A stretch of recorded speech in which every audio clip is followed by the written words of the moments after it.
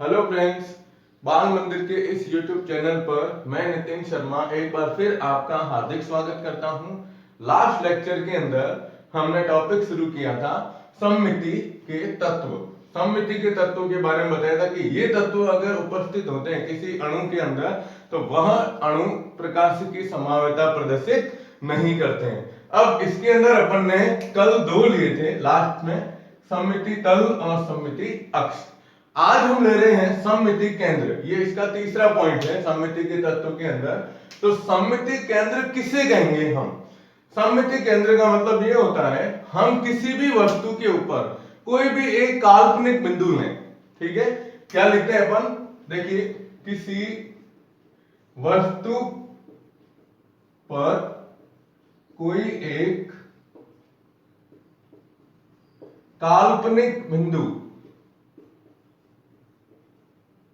लेकर उस पर एक रेखा खींची जाए, उस पर एक रेखा खींची जाए तो उस बिंदु के दोनों तरफ, उस बिंदु के दोनों तरफ उपस्थित समूह समान दूरी पर पाए जाते हैं तो वह केंद्र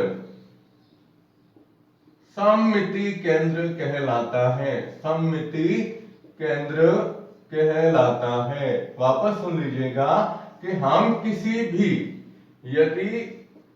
भी यहां पर लेना है, किसी भी वस्तु पर कोई एक काल्पनिक बिंदु लेकर उस पर रेखा खींची जाती है तो उस रेखा पर जो अपन रेखा खींचते हैं तो रेखा खींचने के बाद उस बिंदु के दोनों तरफ उपस्थित समूह जो होते हैं वो अगर समान दूरी पर आ जाते हैं तो वह केंद्र क्या कहलाएगा?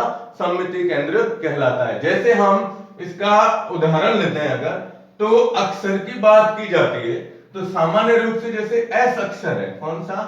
ये एस है ना। अब एस के ऊपर हमने जैसे यहां से एक बिंदु लिया, अब इस बिंदु से अपन ने एक काल्पनिक रेखा खींच ली यूं। ठीक है, अब इस रेखा से हर तरफ जैसे यहां से यहां से ये यहां अगर अपन यूं लेते हैं, ठीक है ना, तो ये देखो आप यहां से ये कहा जाता है कि ये समूह है यहां पर जुड़े हुए, तो इससे और इसकी दूरी क्या होगी? बराबर होगी। अब यहां से खींचते हैं अपन बिंदु रेखा, एक यहां से और एक यहां से भी खींचते हैं तो यहां वाले बिंदु की और इसकी दूरी भी क्या होगी? समान होती है। तो ये एस अक्षर के लिए दिया गया है कि भाई एस अक्षर में ये स्थिति बन सकती है। ठीक है, अब इसके उदाहरण लेते हैं। जैसे एग्जाम्पल के अंदर हम पहला एग्जाम्पल लेते हैं एथीन। कौन सा? एथीन। तो एथीन की संरचना बनाएंगे हम, तो एथीन में सी डबल बॉन्ड सी, ये एच, ये एच, ये एच और ये एच। ठीक है, अब ये एथीन है। इस एथीन के अंदर हम कोई भी एक बिंदु लेते हैं, तो मान लो मैंने यहां पर इसके केंद्र में एक बिंदु लिया और इसके ऊपर एक रेखा खींच ली यहां से। ठीक है, अब इस बिंदु से यहां वाले समूह की स्थिति और यहां वाले समूह की स्थिति क्या होगी? बराबर होगी। यहां से इस स्थिति और यहां से ये स्थिति लेते हैं तो ये भी क्या होते हैं? समान दूरी पर आते हैं। तो ये केंद्र जो होता है वो क्या कहलाएगा? सममिति केंद्र कहलाएगा। और दूसरा अपन इसका उदाहरण लेते हैं बेंजीन। ठीक है, तो बेंजीन के अंदर कैसे करेंगे? तो यहां से मैंने एक बेंजीन की संरचना बनाई यूं। अब बेंजीन का केंद्र पॉइंट ये है ना, ये बीच में ये बेंजीन है। अब इस बेंजीन के केंद्र में हम एक बिंदु लेते हैं, तो यहां से एक ऐसे सेंटर पॉइंट पर बिंदु लो कि यहां से इसकी दूरी, ये जैसे अपन ने एक सरल रेखा खींच ली। ठीक है, अब इस सरल रेखा से ये दूरी लो, या इसकी यहां से दूरी लीजिए, या इसकी यहां से दूरी लीजिए, या इसकी यहां से दूरी लीजिए। ये दूरियां क्या होती है? एक दूसरे के समान आती है। तो ये कहलाता है कौन सा? सममिति केंद्र। तो सममिति केंद्र तीन तत्व हो गए इसके। पहला अक्ष तल जिस पर हम काटते हैं दो बराबर भागों में, दूसरा अक्ष जिस पर घुमाते हैं, और तीसरा क्या आ गया, केंद्र बिंदु आ गया। आप इसका स्क्रीनशॉट ले लीजिएगा, ठीक है। चलिए, हो गया। अब देखो, अब अपना नया पॉइंट शुरू होता है इसके अंदर।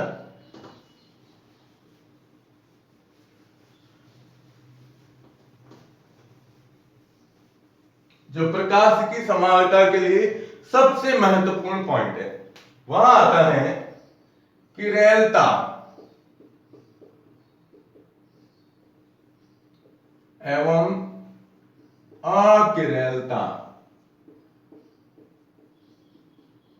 जिसे हम किरेलिटी के नाम से भी जानते हैं, ठीक है। देखो, आप पहले हमने कहा कि प्रकाश की समानता कौन प्रदर्शित करता है, जो ध्रुवण गुणक यौगिक होते हैं। तो ध्रुवण गुणक यौगिक के द्वारा प्रकाश की समानता दर्शाई जाती है। अब ये कहा गया, देखो मैं पहला पॉइंट इसके अंदर ले रहा हूं, किरेलता के बारे में आपको बताता हूं। किरेलता, और किरेलता के अंदर भी आएगा जैसे किरेल अणु क्या होते हैं, उसके बारे में भी अपन जानकारी लेंगे, ठीक है। देखिए, पहले ये कहा गया कि भाई प्रकाश की संभाव्यता प्रदर्शित करने वाले यौगिक होते हैं वो ध्रुवण गुणक होते हैं, जो प्रकाश के तल को क्या करते हैं, घूर्णित करते हैं। फिर धीरे धीरे अध्ययन से ये पता चला कि ऐसे यौगिक जिनके अंदर कार्बन परमाणु जो होता है, जो केंद्र का कार्बन परमाणु है, उस कार्बन परमाणु पर अगर अलग अलग समूह जुड़े हुए हो, आपको पता है कार्बन की संयोजकता 4 होती है, कितनी होती है, 4।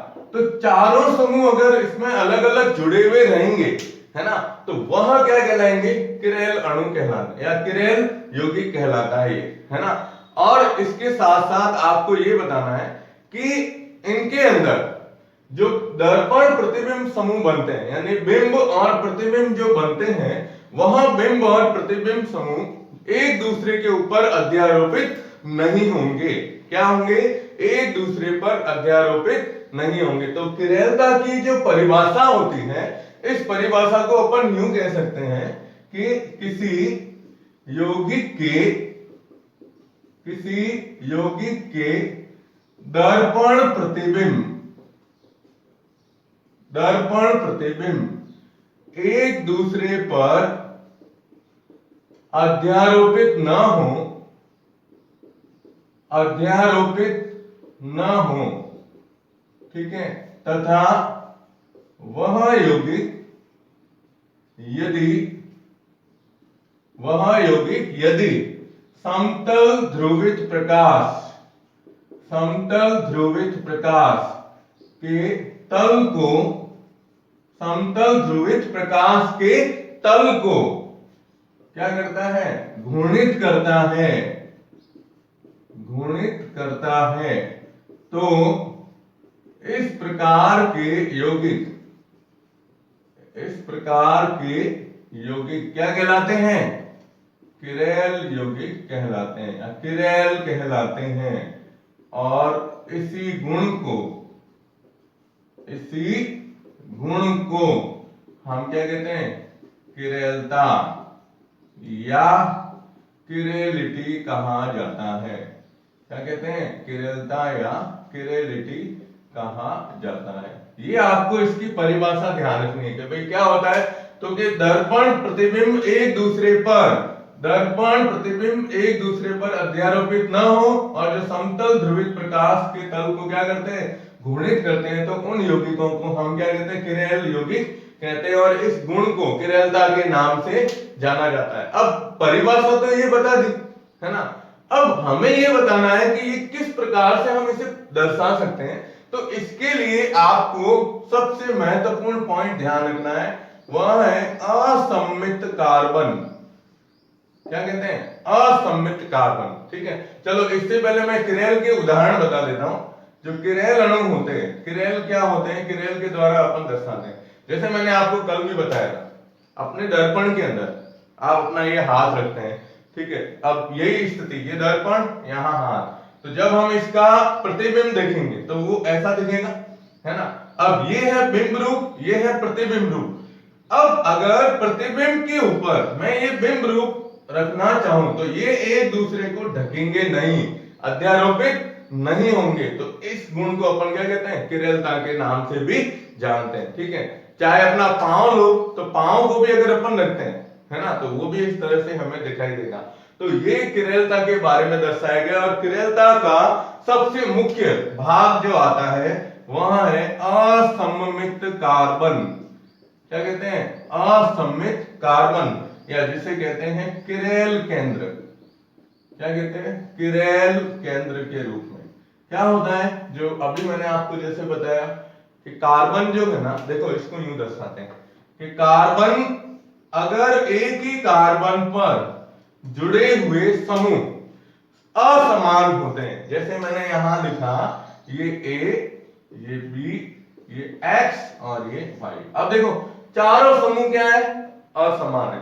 तो चारों समूह अगर असमान होंगे तो उस कार्बन को किरेल केंद्र भी कह सकते हो या असममित कार्बन भी कह सकते हैं। और याद रखिएगा, इस कार्बन को दर्शाने के लिए कार्बन के ऊपर अपन क्या लगाते हैं, स्टार लगाते हैं। क्या लगाते हैं, स्टार लगाते हैं। अब इसके बीच में दर्पण रखो, तो दर्पण जब रखेंगे तो आप दर्पण को बिल्कुल इसमें यूं इस तरह से बताओगे, इसके नीचे लिखा जाएगा बिंब। अब इसका जब प्रतिबिंब बनाओगे तो ये स्थिति चेंज हो जाएगी।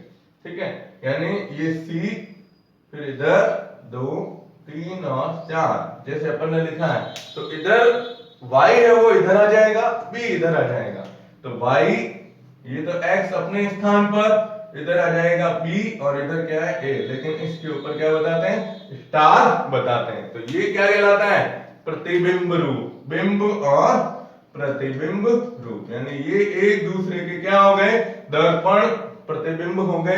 अब आप अगर इसको उठाकर इसके ऊपर ढकना चाहें तो ये एक दूसरे को अध्यारोपित नहीं करेंगे। क्या करेंगे, नहीं, एक दूसरे को अध्यारोपित नहीं करते हैं। ठीक है ना। तो ये इस प्रकार का केंद्र जो होता है, इस केंद्र को, यानी ये जो चीज अपन लेते हैं, ध्यान दीजिएगा, ये चीज, तो इस चीज को अपन क्या कहते हैं, किरेल केंद्र कहते हैं। किरेल केंद्र कहते हैं। और इसमें कार्बन परमाणु का संकरण क्या होगा, sp3 संकरित कार्बन होता है। ठीक है, तो आप इसका एक बार स्क्रीनशॉट ले लीजिएगा।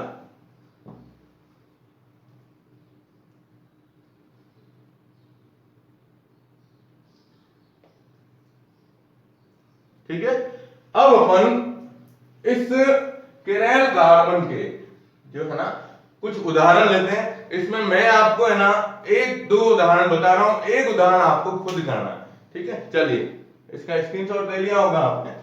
अब देखो,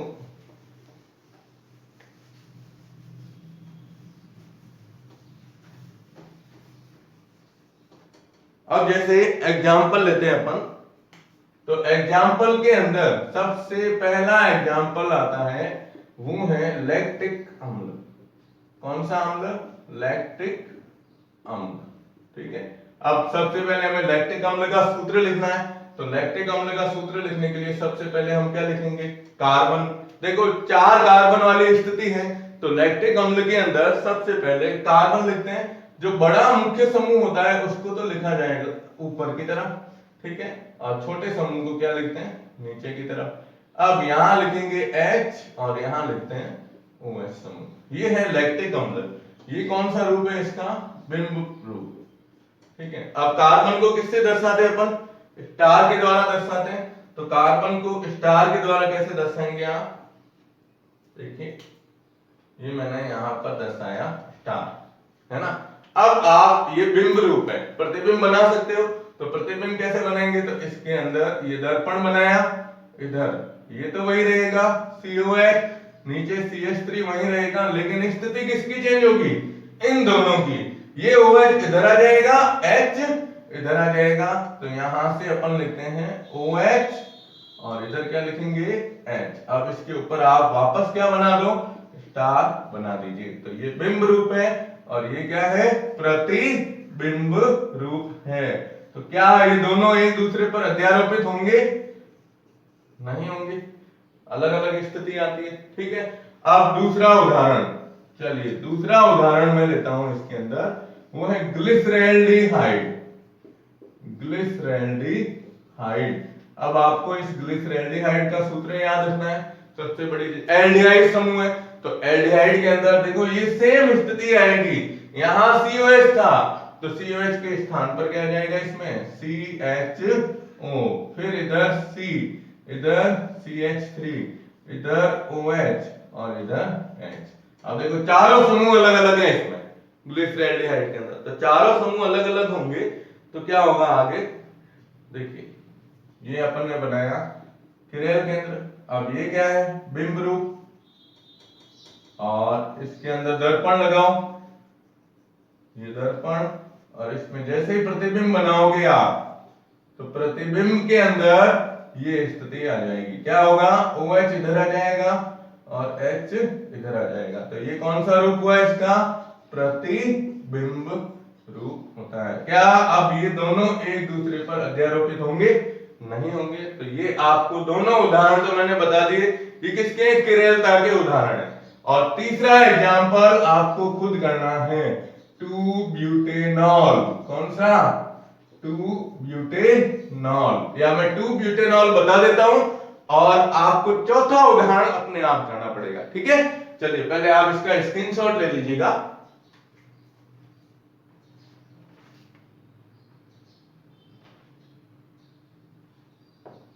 चलिए अब देखो, अभी अपन यही ले रहे हैं ना किरेलता के बारे में।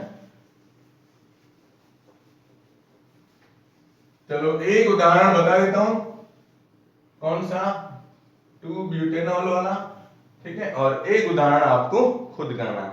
चलिए तीसरा एग्जांपल जैसे अपन ने लिया 2-ब्यूटेनॉल।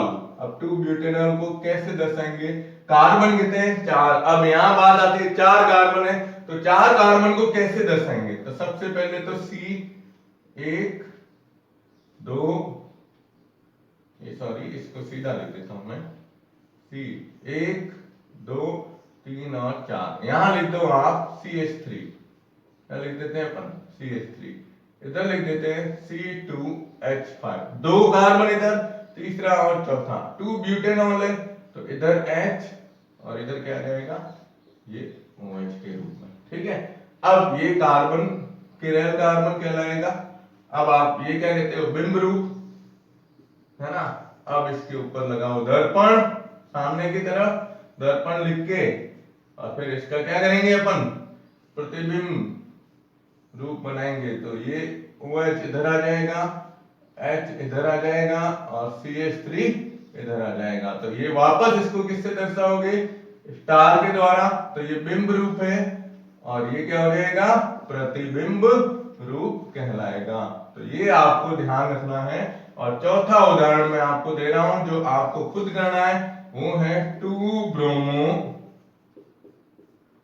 2-ब्यूटेनॉल, 2-ब्यूटेनॉल, ये आपको खुद करना है।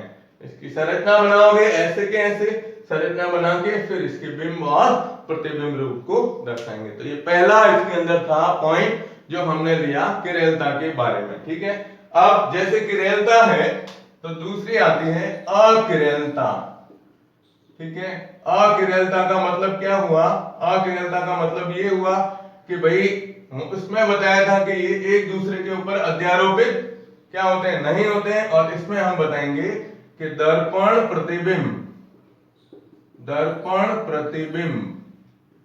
एक दूसरे पर क्या होते हैं अध्यारोपित होते हैं, तो ये क्या कहलाएंगे अकिरेल कहलाते हैं। जैसे आपको पता है जैसे बॉल है गोल होती है, तो कोई भी गोल वस्तु जो होती है, ठीक है ना, कोई भी गोल वस्तु जो होती है, गोल वस्तु को अगर अपन देखते हैं, ये जैसे ये गोल वस्तु है, इसको आप दर्पण के अंदर देखोगे तो कैसी दिखेगी गोल ही दिखेगी, है ना। या ग्लास है पानी की, ये इस पानी की ग्लास को अगर अपन दर्पण के अंदर देखेंगे तो हमें कैसी दिखेगी इसी तरह से दिखेगी। यानी इसमें बिंब और प्रतिबिंब रूप जो होता है, बिंब और प्रतिबिंब रूप, ये दोनों एक दूसरे के ऊपर क्या होते हैं अध्यारोपित होते हैं। दोनों एक दूसरे पर आसानी से ढक सकते हैं इनको, इसलिए इन यौगिकों को कहा जाता है अकिरल यौगिक कहा जाता है। और इस गुण को क्या कहते हैं अपन, अकिरलता के नाम से जानते हैं। ठीक है, अब इसका अगर कोई उदाहरण लिखना चाहो तो सिंपल सा उदाहरण मैं आपको बताऊं, जैसे CH3, ये H और ये CH3। अब ये क्या है, प्रोपेन है ना, नॉर्मल प्रोपेन। ये एग्जांपल है किसका, अकिरलता का। अब इसमें कार्बन असममित कार्बन नहीं है, क्योंकि एक ही कार्बन पर दो H जुड़े हुए हैं। अब आप इसका जैसे बिंब और प्रतिबिंब रूप लेते हैं तो CH3C, ये आ जाएगा इधर H और इधर H और इधर CH3, तो ये बिंब है और ये क्या है, प्रतिबिंब है। ठीक है, तो आप देखोगे दोनों की संरचनाएं सेम है, इसलिए दोनों एक दूसरे पर क्या हो जाएंगे, अध्यारोपित हो जाएंगे। तो जो एक दूसरे के ऊपर अध्यारोपित हो जाते हैं वह क्या कहलाते हैं, अकिरल यौगिक कहलाते हैं। तो आप इसका स्क्रीनशॉट ले लीजिएगा। ठीक है, अब मैं आपको इसके अंदर एक पॉइंट बता रहा हूं, अभी थोड़ा सा शॉर्ट में लेंगे इसको, पॉइंट को देखिए। अब अभी अपन ने कहा कि एक किरल केंद्र था इसके अंदर, कितना, एक। अब कुछ यौगिक ऐसे होते हैं जिनके अंदर दो किरल केंद्र पाए जाते हैं, कितने, दो किरल केंद्र। ठीक है, तो देखो दो किरल केंद्र युक्त यौगिक, दो किरल केंद्र युक्त यौगिक। अब दो किरल केंद्र युक्त यौगिक हो अगर, तो उसमें क्या होता है कि दो प्रकार की स्थिति बनती है। तो इनमें दो प्रकार की स्थिति बनती है। ठीक है, अब क्या स्थिति बनती है, तो आज हम ले रहे हैं पहली स्थिति इसके अंदर। ठीक है, अब फर्स्ट है पॉइंट इसका, ध्यान रखिएगा बोर्ड के अंदर इसमें दो उदाहरण है अपने, तो दोनों में से एक उदाहरण पूछा जाता है इसमें। ठीक है, तो पहली स्थिति आती है कि यदि किरल केंद्र पर या किरल केंद्रों पर असमान समूह जुड़े हों, असमान समूह जुड़े हों। अब आपको इसमें ये बताना है कि असमान समूह जुड़े होते हैं तो इसमें समावयवता कितनी होगी, यानी ये यौगिक कितने प्रकार के समावयवी बनाएंगे। तो प्रकाश की समावयवियों की संख्या, प्रकाश की समावयवियों की संख्या, समावयवियों की संख्या जो होती है वह 2 की पावर n सूत्र के द्वारा ज्ञात की जाती है, 2 की पावर n सूत्र के द्वारा। और n का मतलब होता है यहां पर किरल केंद्रों की संख्या, किरल केंद्र की संख्या। अब वो इसका आप किरल केंद्र का मतलब क्या हुआ कि इसमें कितने किरल कार्बन है उनकी संख्या के आधार पर आप समावयवता को प्रदर्शित करेंगे कि ये कितने प्रकार के समावयवताएं प्रदर्शित करते हैं। तो आज मैं आपको एक उदाहरण बता रहा हूं। ठीक है, वह एग्जाम्पल आपको याद रखना है। तो इसका एग्जाम्पल है, देखिएगा 2,3 डाइक्लोरो, 2,3 डाइक्लोरो और कौन सा अम्ल, ब्यूटेनोइक अम्ल।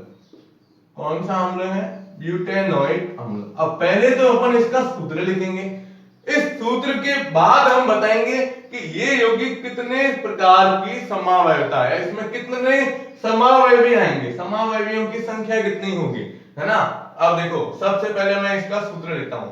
अब कितने कार्बन है, 4, तो यहां से लेते हैं 1 2 3 और 4। अम्ल है तो अम्ल के हिसाब से ऊपर क्या लिखेंगे, पहला समूह COH समूह। ठीक है, अब देखो 2,3 डाइक्लोरो, ये 1 नंबर, ये 2 नंबर, ये 3 नंबर, ये 4, तो 2 पे Cl और Cl, ये लिख दिया अपने 2 और 3 पे, है ना। और इधर क्या आ जाएगा, CH3। अब इसकी संयोजकता पूरी करने के लिए इधर अपन क्या जोड़ते हैं, हाइड्रोजन। ये फर्स्ट है, है ना। अब इसमें देखो कार्बन, यहां से देखिए इस कार्बन को, इस कार्बन पे इधर Cl, इधर H और इधर COH समूह जुड़ा हुआ है और इधर कार्बन जुड़ा हुआ है, तो ये क्या हो गया किरल कार्बन। इस कार्बन को देखो HCH3Cl और इधर C, तो ये दूसरा भी क्या हो गया असममित कार्बन, ठीक है। अब ये कह रहा है कि यदि दोनों किरल पर असमान समूह जुड़े हो, एक दो ये तो समान समूह जुड़े हुए हैं दोनों कार्बन पर, लेकिन इधर CH3 आ रहा है और इधर क्या आ रहा है COH आ रहा है, इसलिए असमान हो गए। अब आप इसमें कितने किरल केंद्र है, दो, यहां से सूत्र में लिखिए किरल केंद्र की संख्या 2 लगाइए, तो किरल केंद्र की संख्या 2 लगाते हैं तो 2 की पावर 2, यानी इसमें कितने समावयवी बनेंगे, 4 समावयवी प्राप्त होंगे, 4 समावयवी प्राप्त होंगे, और वो भी कौन से, प्रकाशिकी समावयवी, 4 प्रकाशिकी समावयवी बनेंगे। कैसे बनते हैं अभी अपन बनाते हैं। सबसे पहले ये है, अब आप ये पहली संरचना लेना, अब इसका क्या करो, इसमें दर्पण लगाइए, क्या लिखते हैं दर्पण। अब इसका क्या होगा, ये दोनों चेंज हो जाएंगे, है ना, तो ये COOH, ये C, ये CH3, अब इधर लिख दो ClH, ये क्या हो गया, ये था अपना बिंब, और ये क्या बना प्रतिबिंब, है ना, ये प्रतिबिंब रूप बन गया। अब ये कौन सी संख्या है, सेकंड, तो दो तो ये हो गए। अब आप इसके अंदर कार्बन को बता दीजिए किरल के रूप में, ये किरल कार्बन, ठीक है।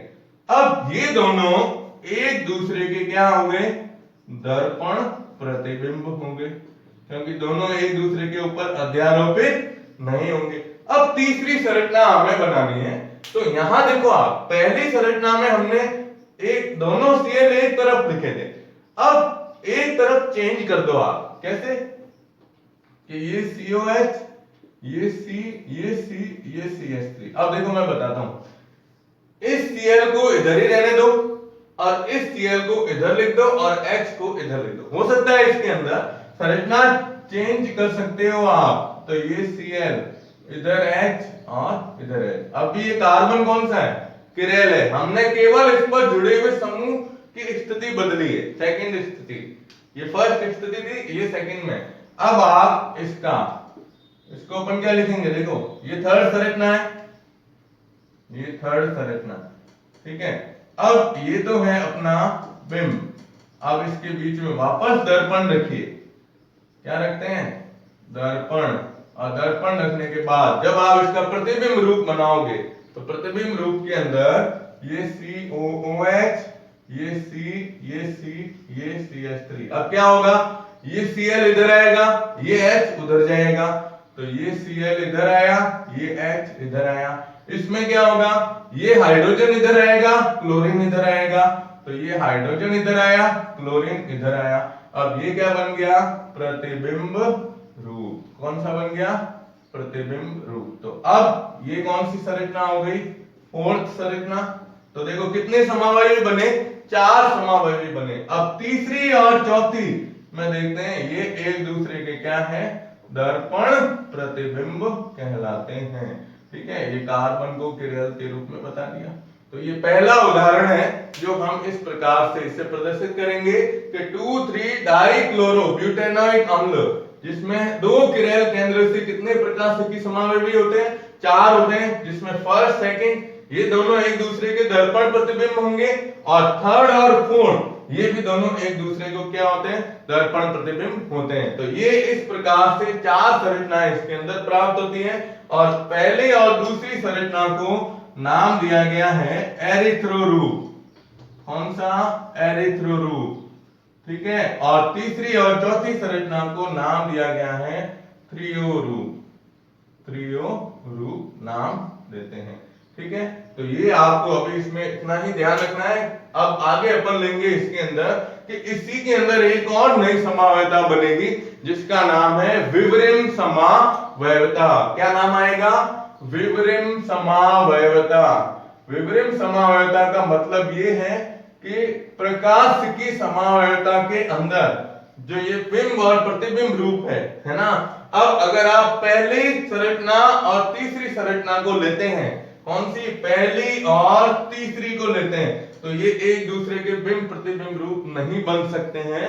उसी तरीके से दूसरी और चौथी संरचना जो है वह भी एक दूसरे के बिंब प्रतिबिंब नहीं बन सकते हैं। तो ऐसी समावयवता, प्रकाश की समावयवता, जिसमें प्रकाश की समावय भी अगर एक दूसरे के दर्पण प्रतिबिंब नहीं बनते हो तो उन्हें हम विपरीत समावय भी कहते हैं, और उस समावयवता को विपरीत समावयवता कहा जाता है। अब ये त्रियो रूप क्या होता है, एरिथ्रो रूप क्या होता है, इसके बारे में अपन नेक्स्ट लेक्चर में, और मैं विपरीत समावयवता को वापस एक बार उदाहरण के द्वारा, मतलब इसी उदाहरण को लेकर और विपरीत समावयवता के बारे में बताऊंगा। ठीक है, आप इसका स्क्रीनशॉट ले लीजिएगा। ठीक, ठीक है, धन्यवाद।